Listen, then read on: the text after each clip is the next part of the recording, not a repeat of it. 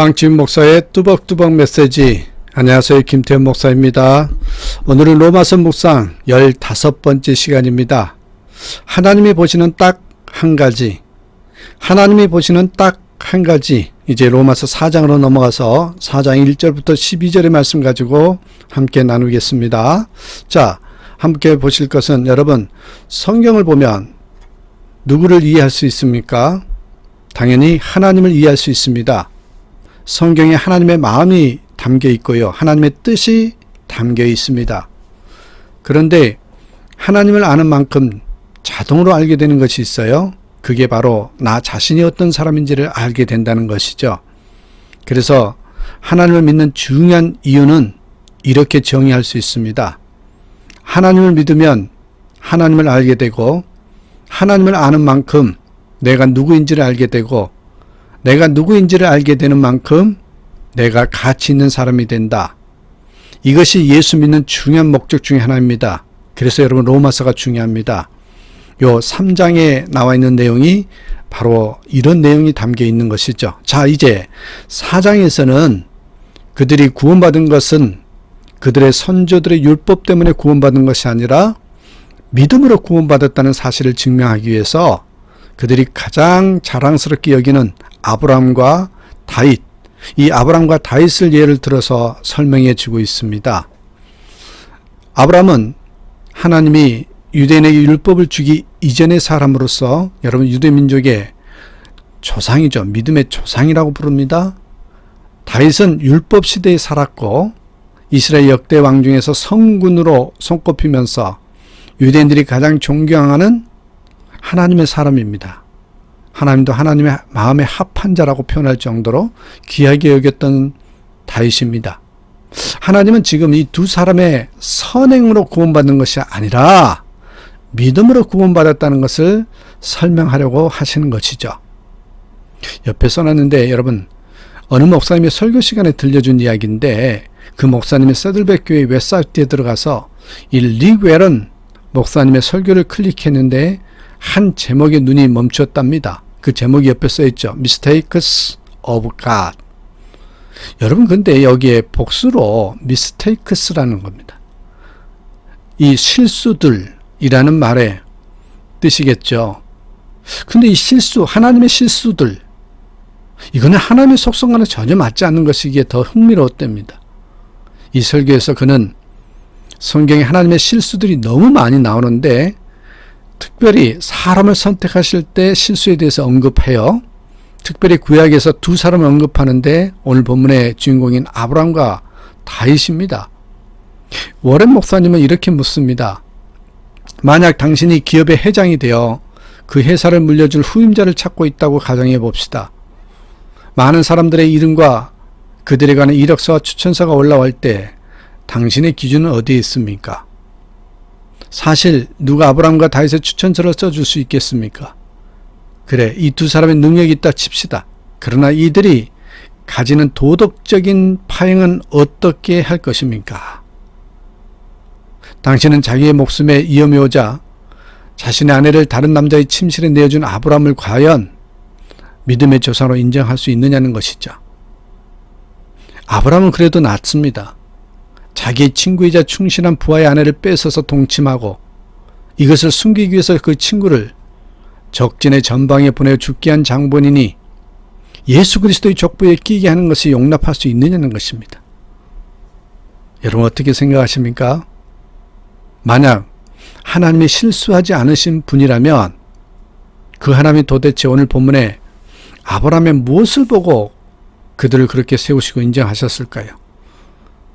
여러분, 다윗의 무엇을 보고 그렇게 마음에 합한 자라고 인정하시고 그렇게 하나님의 사람으로 세웠느냐는 것입니다.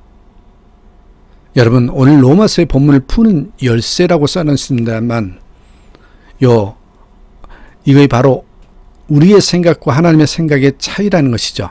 이사야 55장 8절의 말씀이 오늘 로마서의 본문을 푸는 열쇠입니다. 여호와의 말씀에 내 생각은 너희 생각과 다르며, 그 하나님이 여러분 아브라함에게 본 것은 딱 한 가지였습니다. 하나님 보시는 딱 한 가지, 바로 하나님을 향한 믿음이었습니다. 여러분 어떻게 생각하십니까? 여러분들이 CEO라면 어떤 기준입니까? 이렇게 생각해 보니까 원리가 아주 간단해집니다. 일반 사원 정도 또는 임원직 정도 뽑으면 일반적으로 학력도 보고 전 직장에서의 스펙도 보고 성적도 능력도 또 일반적인 배경을 보고 좋을수록 선호할 것입니다. 그러나 여러분 후계자는 다릅니다. 후계자가 다른 것은 좀 부족해도 괜찮습니다.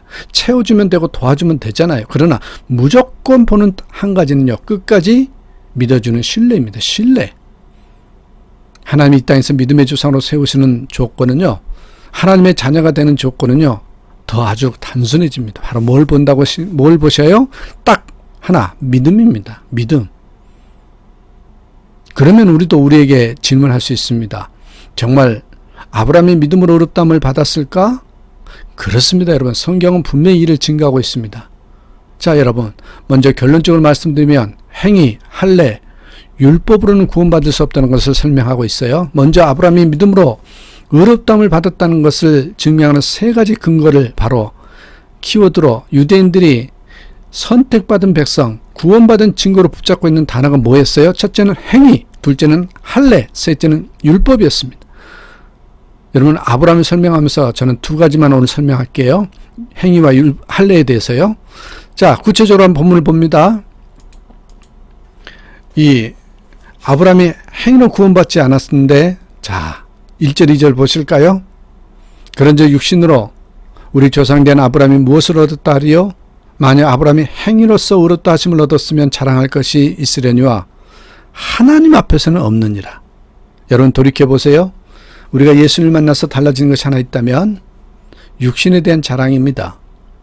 우리가 그동안 쫓았고 붙잡고 누렸던 것들이 자랑의 대상이 아니라 이상해요. 예수님을 만나고 나니까 감사의 대상으로 바뀌더라는 거죠. 그렇지 않아요, 여러분? 솔직히 예수 믿기 전에 우리가 자랑한 것이 무엇입니까? 뭐 돈, 힘, 벼슬, 지식, 아름다움, 선한 행위 그런 것들 아니었습니까? 아브라함에게도 인생에 자랑할 것이 무엇이 있었겠습니까? 그 근거가요 3절입니다. 3절 보십시오. 성경이 무엇을 말하느뇨? 아브라함이 하나님을 믿음에 이것이 저에게 의로 여기신 바 되었느니라. 우리는 이 아브라함의 믿음을 창세기 15장에서 추적할 수 있습니다. 그의 나이 70세에 그는 하나님의 말씀에 순종하여 본토 친척 아비집을 떠납니다. 그 후 80세를 바라보는 나이가 되었는데도 일점 혈육이 없는 안담한 시절을 지내죠. 그러던 어느 날 밤 하나님의 천사가 찾아와서 아브라함에게 불러내어 하늘을 보게 합니다. 하늘에 얼마나 별이 많습니까? 창세기 15장 5절에 하늘을 우러러 무별을 셀 수 있나 보라. 내 자손이 이와 같으리라. 그러나 이게 현실적으로 믿을 수 있는 이야기입니까? 그러나 아브라함은 믿었습니다. 창세기 15장 6절에 보니까 아브라함이 여호와를 믿으니 바로 이 대목입니다. 하나님을 감동시킨 것은 아브라함의 행함이 아니었습니다. 행위가 아니었습니다. 행함으로 말하면 그의 부인 사라가 상을 받아야 합니다. 그녀는 자기의 몸종 하갈을 데려다가 이스마엘을 낳게 한 장본인이죠. 결국 사라의 믿음 없는 행함이 본인에게도 남편에게도 하갈과 이스마엘에게도 얼마나 아픔을 주었습니까? 이러한 아브라함의 믿음을 보고 하나님은 그것을 의롭다 인정하여 주셨던 것입니다. 그리고 여러분 이 공식이 다윗에게도 똑같은 말씀하셔요. 6절, 7절, 8절 보실까요? 이렇게 이야기해요. 그와 같이 다윗도 한 일과는 상관없이 하나님께서 의로움을 인정하여 주시는 사람이 받을 복을 찬양하여 다음같이 말하였습니다. 하나님께서 잘못을 용서해 주시고 죄를 덮어주신 사람은 복이 있다. 주께서 죄 없다고 인정해 주신 사람은 복이 있다.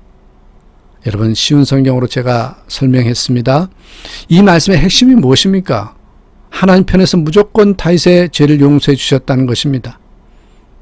다윗이 죄를 짓지 않았으나 자신이 죄 문제를 잘 처리해서 의롭게 된 것이 아니라 하나님이 무조건입니다. 무조건 불쌍히 여기시고 모든 허물을 덮어주셨기에 의인이 될 수 있었던 것입니다. 행위가 아니라 뭐예요? 은혜라는 것입니다. 여러분 두 번째, 아브라함은 할례로 의롭다함을 받지 않았습니다. 두 번째는 할례입니다. 여러분 9절 보십시오. 두 번째 질문이 나와요. 그런지 이 행복이 할례자에게뇨 혹 무할례자에게뇨 대저 우리가 말하길 아브라함에게는 그 믿음을 의로 여기셨다 하노라.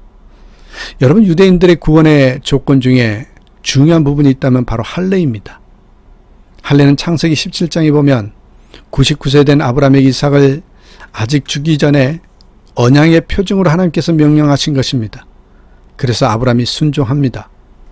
여기서 바울은 지금 너희들의 조상 아브라함이 의롭게 된 것은 이미 할례 이전에 믿음으로 된 것이므로 할례와는 상관이 없다는 것을 증언하는 것입니다.